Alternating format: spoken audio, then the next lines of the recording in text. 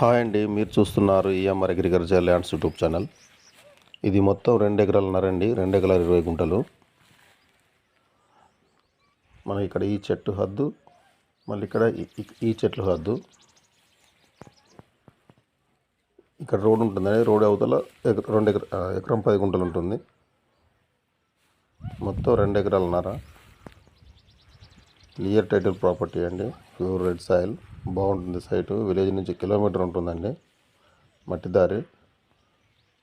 మనకి ఇది మండల్ టౌన్ నుంచి 5 కిలోమీటర్లు ఉంటుంది. జనగాం జిల్లా నుంచి మనకు 26-27 కిలోమీటర్లు వస్తుందండి.